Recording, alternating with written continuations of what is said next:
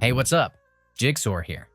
Are you tired of having to constantly plug and unplug your USB or other external devices just to move files from one computer to another?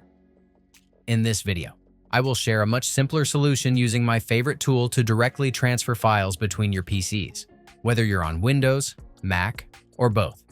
Let's go! Before, I used to back up my old computer's data to an external hard drive and then manually move it to my new PC.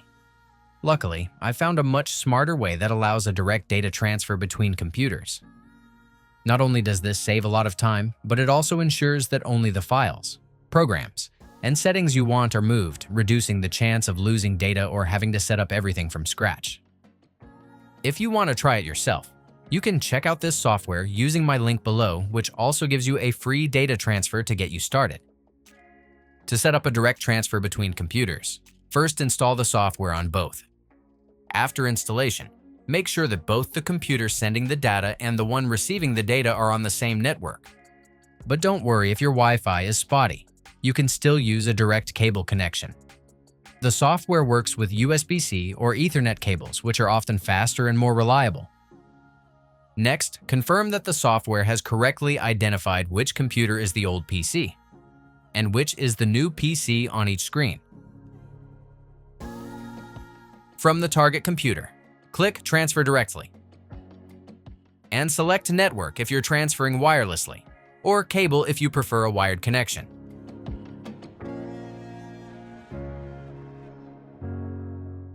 Click the Connect button to start the connection. Once the two computers are connected, the software will start scanning your old device to see what data it contains. This scanning process might take a while, as it needs to find all the programs, files, and accounts on the computer. When it's done, you'll see a list of everything the software found, grouped into categories like applications, files, and accounts.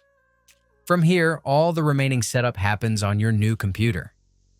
You can go through each category and choose which items you want to move to your new PC. Use the checkboxes next to each item to select them, or use the checkbox at the top to select everything in a category. Before you start the transfer, go to the migration settings where you can uncheck folders you don't want to move, or choose whether to replace, skip, or keep duplicate files. After you've set everything up, click the transfer button to begin moving the data. If you're using a slow network connection, the connection may drop a few times. In this case, switching between Wi-Fi and a wired connection will automatically reconnect it. When the transfer is complete, your target computer's dashboard displays a complete list of migration logs for reference. Be sure to restart your new computer so that everything updates correctly.